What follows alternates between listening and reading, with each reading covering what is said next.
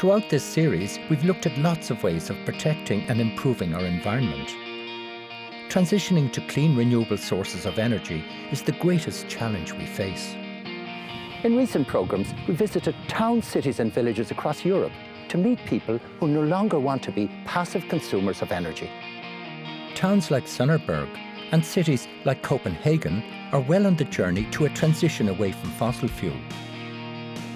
And they're demonstrating this is possible while improving living standards and prosperity. We've seen whole cities and towns break away and challenge the fossil fuel industry and push for energy independence. A clear lesson I've learned is that community collaboration is central to making this transition possible. Today, we're going to look at how we might reimagine what an energy community can be. And I think you're going to be very surprised at some of the answers.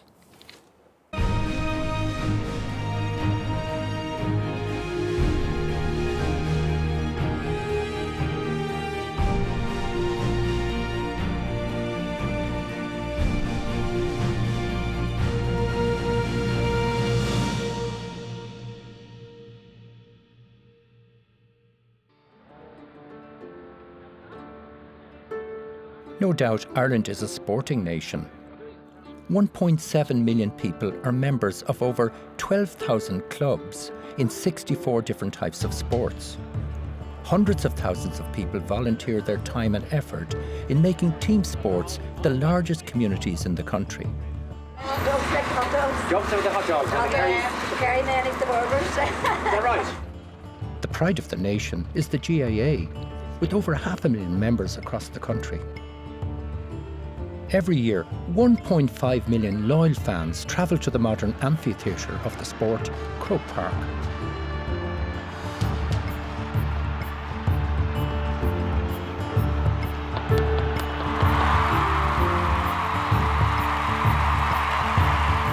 Many have no idea of the journey Croke Park have pursued over the past 8 years to transform the stadium into one of the most energy-efficient sports arenas in the world. I'm here on the biggest sporting day of the year, the All-Ireland football final. I got pitchside with Croke Park's director, Peter McKenna, to find out why sustainability is so important to Croke Park. We said to ourselves that, listen, we can make a difference. We can make a difference which will communicate that difference to everybody else. Listen, change habits. It's about everyone taking a little step will make one big step for everybody together. In the main, we buy our electricity from green sources. We also use natural gas here, which is on the pitch. Now, the pitch is fully integrated, first in Europe to be a fully integrated pitch. Right, and if you look long term, obviously we've got to get off all fossil fuel, including gas. What are the solutions to it downstream with renewable energy? Absolutely, fossil fuels have to be, we have to wean ourselves off it. I think we've become slaves to it for many, many decades. But gradually people, I think, are cottoning on that this is not sustainable and we need to really push ourselves forward. And it's not just in the Croke Park context, it's right across all GA clubs that we need to have this wider consciousness. I asked Facilities Manager Edward Brennan how they're achieving all this. We set objectives and goals, and each year we try to meet those and develop further and further to be as sustainable as we possibly can. We've saved over 10 million kilowatt hours in electricity, over 4 million in gas, and even over 100,000 metres cubed in water. The final savings are staggering. Since 2007, Croke Park has saved enough electricity to power a town the size of Clonakilty and enough gas to heat nearly 300 homes for a year. Just imagine what the financial savings must be too. Is there a lesson that we can learn from what you're doing here in Croke Park? We're just very proud that we've managed to establish here a culture of sustainability. And really that's what you're trying to engage people in. Get involved in the culture of sustainability rather than something which is driven by rules and regulations. This year, for example, we'll have 700 tonnes of rubbish and not 1 ounce will go to landfill.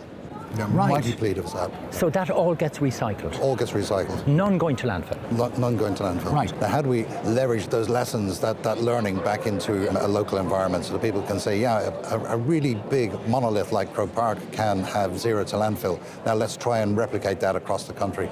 So in applying that to local communities around Ireland, especially the 2,000 clubs that you have around Ireland, can you make that same ethos apply right across those small communities?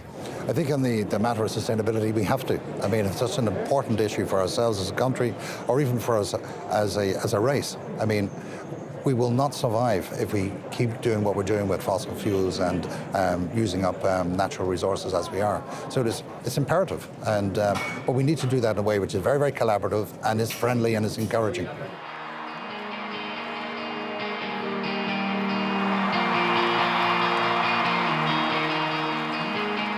Running one of the largest stadiums in Europe is an enormous challenge in itself, but doing this while transforming to the most energy-efficient stadium in the world is a massive achievement.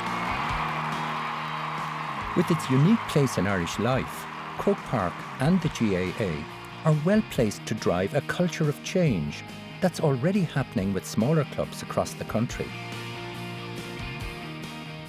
Already, over 100 GAA clubs across the country are retrofitting their buildings and reducing their energy demands.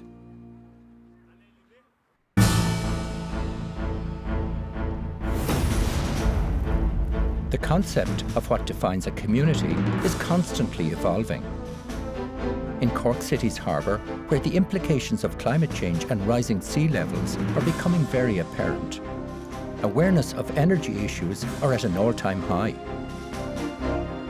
The Navy, UCC, NMCI and the Cork Institute of Technology have joined forces to form IMERC, the Irish Maritime and Energy Resource Cluster, to collaborate on developing new energy technologies in the marine sector.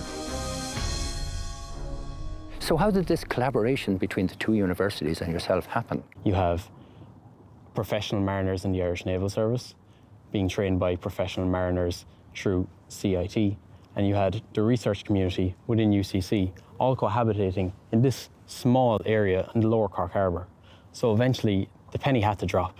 These three communities had to come together and say, this is our common goal. We have the maritime as our primary domain. Why don't we all pool our resources and take what we can from it?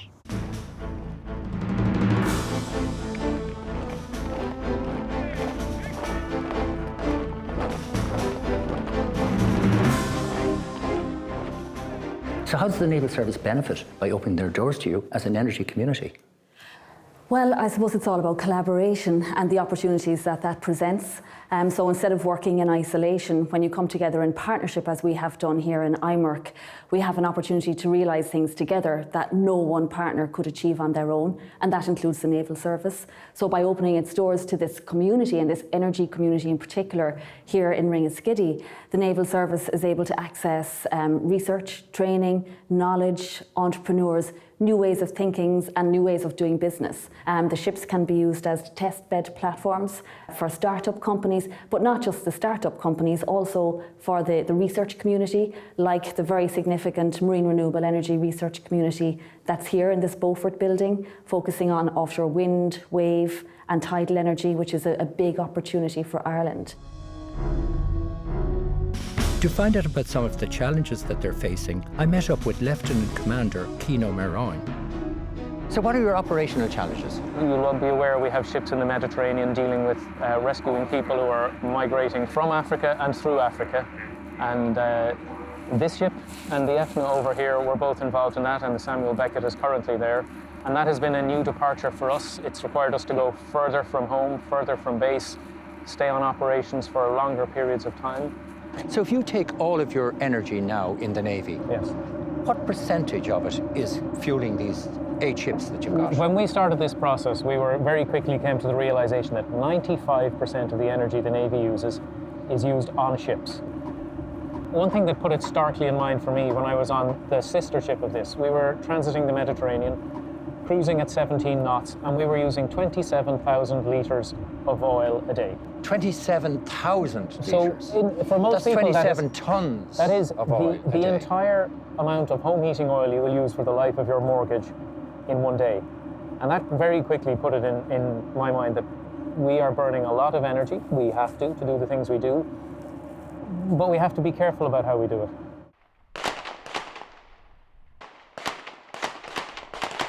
So if you take then the situation here, you're trying to get your energy down and you're trying to be clever about it, smart about it. Yes. How do you do it? We concentrate on educating the people who drive the ship about speed.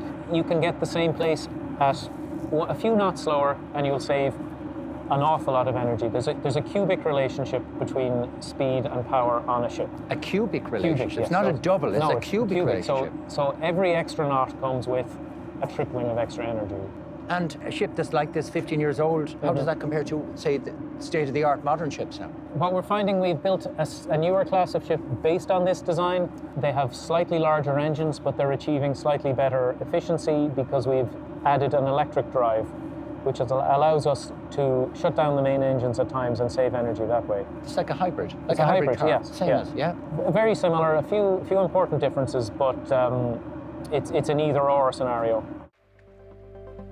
This has saved €10 million in energy spend and 39,000 tonnes of CO2 emissions. However, meeting new challenges like the Mediterranean refugee crisis has brought new demands on the naval service. These new types of objectives are amplifying their operational demands for energy. To help address the energy challenges, the Navy has turned to technology. Through their partnerships with the Tyndall Institute, SEAI, UCC, Cork Institute of Technology and SkySail, they're developing the Aeolus, a power-generating kite, a modern take on harnessing the wind, the oldest form of maritime power. What we hope to achieve with that, and it's a long-term project, to actually pull a ship. It will either pull it in its entirety or reduce the load on the engine, saving fuel. That technology exists and we'd like to incorporate that, but as we've looked at it, we found we can do better than that. We can also use that as a system that generates electricity. If you don't need propulsion, it can pay out and pull in and generate electricity. The third benefit that we can do even better on this is use it as a sensor platform. We can get the sail to hover in a figure of 8 above the ship with zero thrust, and we can look out, instead of covering 150 square miles with our sensors, we can now cover 1,500 square miles. 10 times more? 10 times the area of water? Yes. That must be a huge advantage. It's a huge advantage in that we don't have to drive to all of these places to see it. We can sit still and see as much as we would have driving around at high speed. Right. So that allows us to then decide where we want to go. Innovations, efficiencies and collaboration are all being deployed to make the future of the naval services and all the defence forces more sustainable. I can see how a large, well-resourced, organised community like the GAA or the Irish Naval Service might succeed. But I couldn't help wonder how this might work for smaller communities countrywide.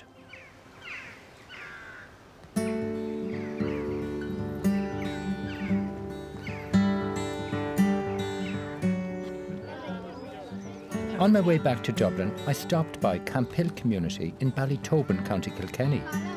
I was inspired by the community's spirit when I visited here 12 years ago.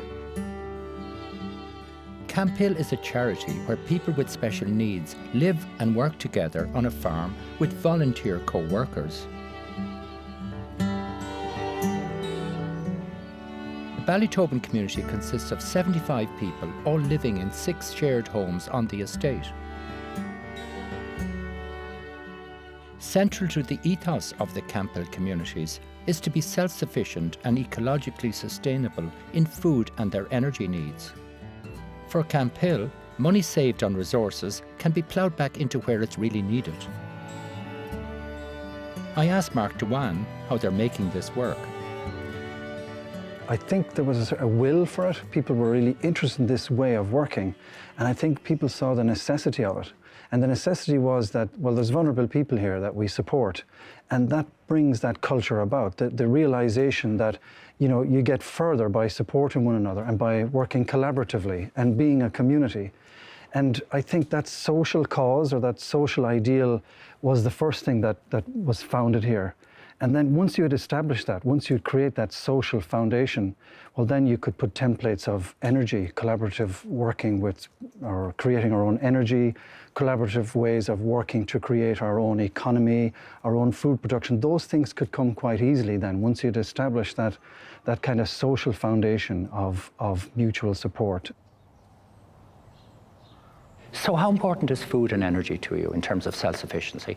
Well, in the farm here in Ballytobin, we produce probably around 80% of our own food. We have our own cattle, we have sheep, we have milk and dairy production, we have a bakery, we make our own bread, and we have extensive vegetable gardens and polytunnels. And that's an environment for work opportunities for people, but it also produces quite a lot of food to the tune of 80% of our needs. 80%, that's incredible. That must keep an awful lot of money circulating in your own little small economy here. So how are you actually achieving that sense of collaboration in your renewable energy and sustainable energy approaches here? We started to explore using district heating systems, and we started to look into other alternative sources of energy apart from wood burning. The biogas option was a very good one. And when we looked at the whole district heating system principle, we found out that with one boiler, we could heat the entire community rather than several boilers. So already on the infrastructure, you were making savings. And then with the energy supply next door to you, being food waste and farm slurry, that also made enormous efficiencies and huge savings. With the support of the SEAI community programme, Camphill have upgraded most of their buildings to near zero energy. They've installed 6 solar panels for hot water and an AD plant that produces biogas from local farm slurry. Our main energy source, Duncan, is this anaerobic digester that we have here. So we take in food waste material from all around the country, and we have farm slurry. We've got our neighbouring farmers who supply us with the slurry on a daily basis, and that's fed into the digester as well. And there's a bacterial process going on there, and the methogens produce the methane gas, and then that surfaces to the gas storage at the top of these reactors, and that supplies then our boilers that heats the district heating system that supplies heat to all the houses and buildings. And when the material is fully digested and treated, then we take it back to the farmer, and for him that's a very good nutrient product with a very reduced pathogen content. Right, so that really works well. It's a whole closed cycle, in fact. Very much the circular economy working here. There is, yeah. It's a little miniature ecosystem here. You have a boiler that feeds into the district heating scheme. Mm-hmm. Do you have a combined heating power plant here? Yes, we just installed a combined heating and power system this year, and that's going to supply the local grid. All the houses are collectively on one grid for the heating supply, but they're also on one grid for the electrical power supply, and the CHP is connected into that. So when we have a surplus of gas beyond the heating needs, it feeds into the CHP unit and produces power for the community. Right, so really power coming from cattle slurry. Cow shite, basically. Yes. Yeah? You have it. That's the main source of your power here. Yes. And how much of your energy is now supplied by this? For example, all your heating for all of the 70 people here. Yeah, 100% of our heating demand is met by the biogas plant. And we're hoping to meet 70, we're starting with 70% of our electrical needs, but hopefully we'll achieve 100% there too. The savings that Camphill make on energy enables them to keep money circulating in their own community, while also improving the comforts for all the residents. The Camphill ethos successfully demonstrates how a community can flourish and achieve great things in a sustainable, meaningful and inclusive manner. A dozen more Camphill communities across the country are now on the same path to sustainable energy. So how do we get all the people of Ireland to engage in this concept? Well, I think because it's a kind of a social foundation, I think you begin with this social process of building the social foundation. The other things, I think, follow on more easily after that. So it's about getting conversations going, perhaps. There is a spirit of collaboration. There is a sense for community. Just have to pick it up again, awaken something that's dormant, but it is there. I think it's latently there. I can't help but think that a strong social foundation will always be undermined by social inequality. The poorest people in Ireland typically live in very badly insulated houses where 400,000 households struggle to keep even parts of their home warm, dry and healthy in the winter. A strong social foundation with community collaboration can play a huge part in tackling the growing problem of fuel poverty.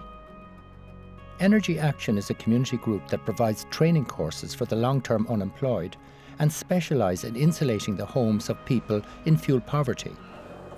Charlie, what are you doing here in Energy Action? Well, Energy Action is a charity that's involved in delivering a free insulation service for the most vulnerable in Ireland, and because they live in cold, damp homes. There's over 500,000 living in fuel poverty. 500,000 people in Ireland in fuel poverty? Yeah. My God. And we do that by training long-term unemployed people and preparing for the workplace, that they can get jobs that are creative, sustainable and ecologically sound. Right, so you're taking people that are unemployed, you're upskilling them, training them in this whole area of energy retrofit, and then at the same time you're trying to solve this huge problem of fuel poverty. Yes, so we're combining both. Right, so how many houses have you done now to date? We've done 34,000 houses to date. 34,000 done? Yeah, since now. And how many people would you have trained? I would say we've trained over 3,000 people, including all the community-based organisations. And when they're finished their training here and doing the work with you out in retrofits through this programme, what happens to them afterwards? Well, the whole objective for Energy Action is to get full-time employment for our long-term unemployed. In 2014, for example, we had 92% of success from the community employment. SEAI are one of the main funders of Energy Action. They provide support for communities of all shapes and sizes throughout the country who wish to make the transition to energy efficiency. So how serious is the whole issue of energy poverty in Ireland? I think it's a big issue, Duncan, and you're talking about people here who don't have enough money to heat their homes to a comfortable level, and we need to think about how we can support them best. At the moment, there are fuel allowances for a lot of people who are on low incomes, which help them with their winter fuel bills, and I think that's a positive thing. It's probably not a permanent solution, and what the advantage you get with in terms of insulating their homes and making them more energy efficient is you make them more affordable to run and you make them warmer. So I think this is more of a long-term solution. So the more we can get into homes, the work like that is being undertaken by Energy Action and similar agencies, the supports from government through our Better Energy Warmer Homes scheme are all going to a sort of a more permanent solution to the problem of reducing energy demand and helping these people have a warmer home that's more affordable to run. So I think that's the long-term solution. It's probably a matter of ramping up and doing a lot more homes every year. The cost of doing these retrofits to a deep level is going to be huge for householders, obviously. But are there good benefits by doing it? Duncan, there are huge benefits to doing it. For a start, there are the traditional benefits like energy savings that we've always talked about, but there are a whole range of other benefits that I think are motivating people to take these kind of investments, even more so than the energy savings. And people really out there are looking for a more comfortable and warmer home.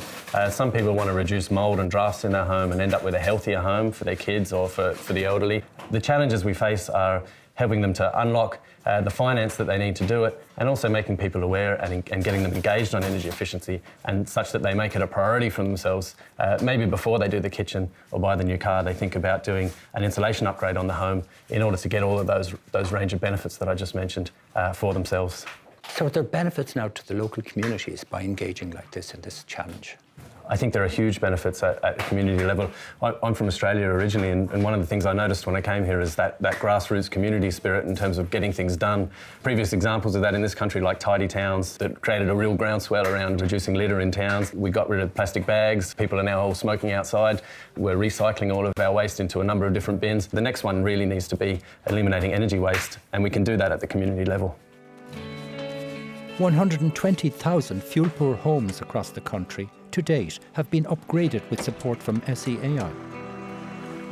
Eliminating energy waste can go a long way in Ireland's transition to energy independence and help us live up to the responsibilities enshrined in the recent Paris Agreement.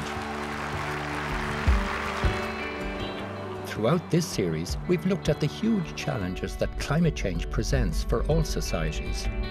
We've also seen new technologies, economic models and policies that can help us play our part in living up to our responsibilities. We've seen communities at home and abroad embrace the challenge head-on and demonstrate that this transition is not only possible, but can also bring multiple benefits. But the challenge we face is so great that it needs to be met by every part of society. We only have one planet and we share a common atmosphere. We all have a part to play in shaping its future.